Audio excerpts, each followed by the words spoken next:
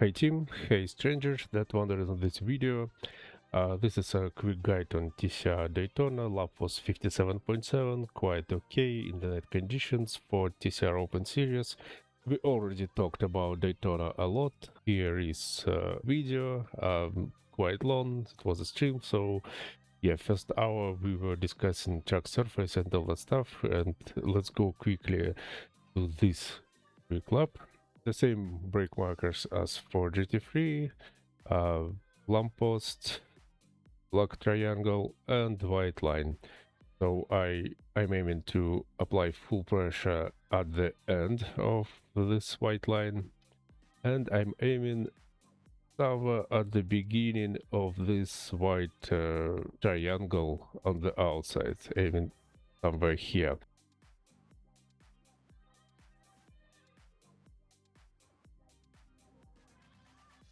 I'm waiting until the car rotate parallel to this white line, and from here I'm turning in to the apex, the middle side of the turn. And okay, the car starts rotating. There is some bumps, we already discussed them, and already here, as you can see, I'm starting to apply throttle even before these tires. I'm already on throttle. I must be sure that I can make this corner. A bit of details about TCRs, especially for GT3 guys who are not driving front wheel drives as I am, we will be discussing a bit later. Here we see 100 board, the extra road, and these tire marks are brake marker. Let's go.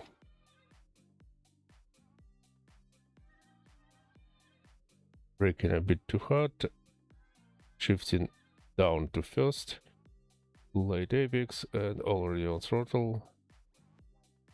When I exit, I'm aiming to pass this curb. Usually it allows to stay on track and carry as much speed as possible. Here, I try to stay as left as possible to open up the corner. Brake markers are usual here. I'm aiming for full pressure to the end of this extra road. In GT3s, I'm trying to stay a bit to the inside of this turn, or at least on the right side. TCRs, I'm staying a bit wider and carry more speed and use the late apex.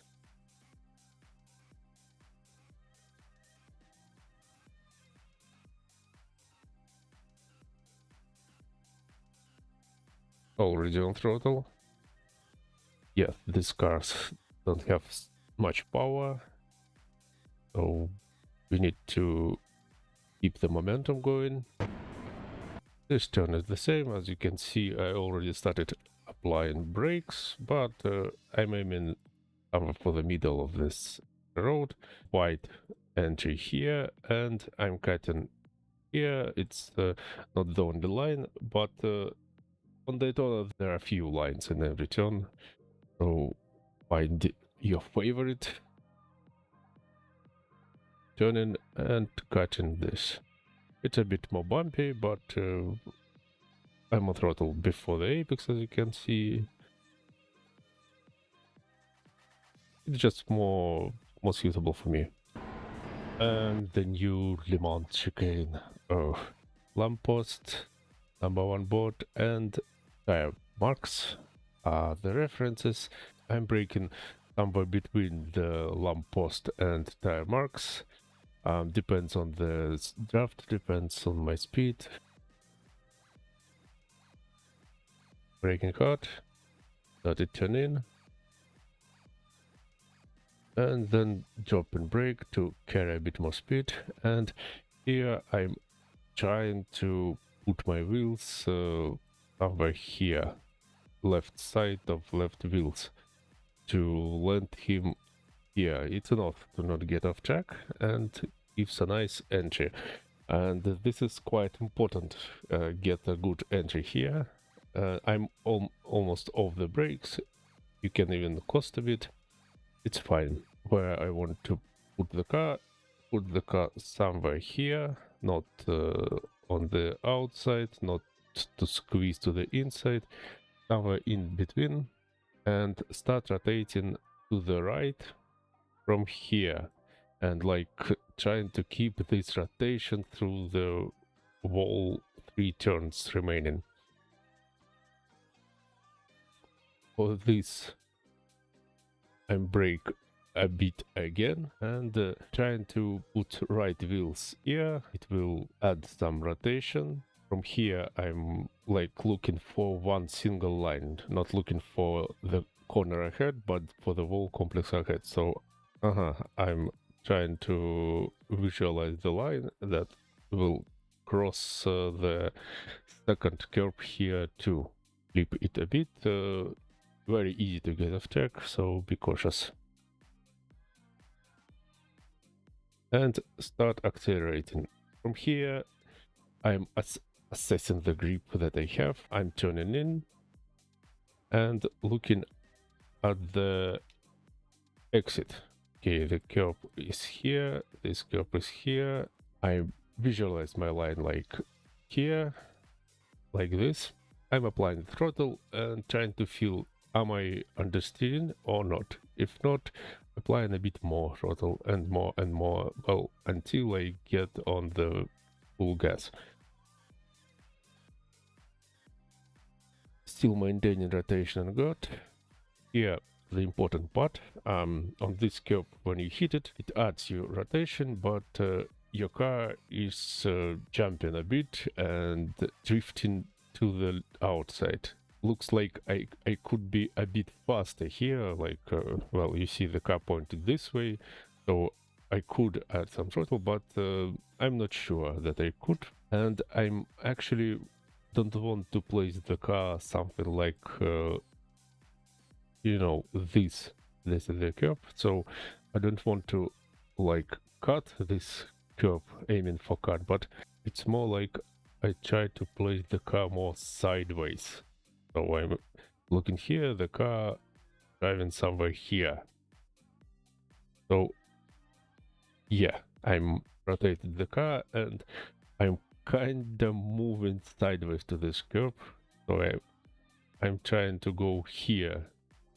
Hope it makes a little of sense. So if I try to visualize what I mean, is that in there, well, where we put the car, I start turning right and maintain this turn through here and still turn, and the car will land itself right in the what I need. So it looks like this. Turn in. Started to turn in from here, and it's turn right, still turning, and bam, okay, now I'm free to drive to the finish line.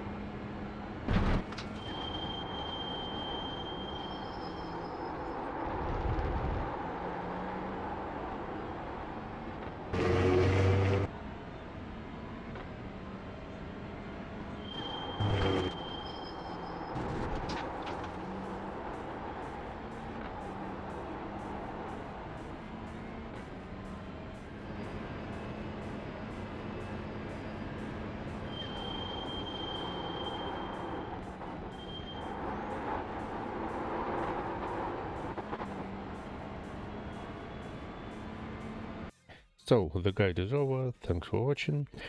Next part is mostly for teammates because it requires some context and may contain some nonsense to help rear wheel drivers to understand front wheel drive. So what helped to find like second and a half almost? The culprit was in this part, in these areas, in this area, like this. So what the deal? The deal is that front wheel drive car abusing fronts. They are using them for turning, for braking, for acceleration, for everything, and rear wheels just support to not hit the road with the body. If that makes sense. And the weight of car, of course, in the front too, where the engine, where the gearbox, and etc. So the car is pivoting around the front wheels, so rears like floating, rotating around the front, and the front then pull the rear in some desired direction. It's not really a big difference, but it's noticeable, it's feelable, and this understanding probably doesn't make much sense because you're doing the same in the all cars, but it helped to feel me how to drive the things. So probably it will work for someone too. Anyway, let's go. The slow lap, I started braking earlier, then I even released the brake here because I blocked rotation. I wanted to turn into the turn. Okay, so yeah, I tried to extract a bit of more rotation, then I was too fast, braked again, and well, yeah, that doesn't look good, but it is what it is. And look at the yaw rate line. The car is not rotating here at the start of braking. Then I applied the brake, started to turn in a bit. It's just, you know, a few degrees, by the way. That's important thing. Then I see that I under-rotated, so I started to gain rotation here. Then, well, reduced the rate here. Then on exit, applied the throttle, got understeer here. Well, yeah, that looks horrible. So the thing I was talking about in team chat was underutilizing the grip. You see, I decelerate and rotate much less on the slow lap and rotate less on the slow lap. And also I had disconnected feelings for these forces. So I'm braking here and not rotating, start doing them both, then I'm not braking but rotating, then again back to braking, then back to rotating, and then bumped on the steer. It looks not very consistent, and it isn't consistent. It's not smooth, which is fast. So you can see that on the fast lap, I'm started rotating, and it keeps approximately on the same level, and on exit 2. So it's a smooth, well, sort of smooth. So I keep the car in the stable state of permanent deceleration and rotation. And that's the culprit what I'm talking about. Also, if we talk about front wheel drive, there are some interesting moments. What do we mean when we say trail braking? It's like utilizing the wall available grip, the thing that I'm not utilizing here. But usually it means that we are braking hard. Then when we start steering, we decreasing brakes, something like that. In TCRs, if we talk about this description of trail braking, we start trail brake almost immediately, especially in the turn 1. So I may move with the steering wheel right here, so at the beginning of the braking, and then my wheel is almost straight. Since here, this is all trail braking. Yeah, that's a bit confusing, a bit doesn't make sense, but it is what it is. The car is rotating, and I want to keep this in this stable state.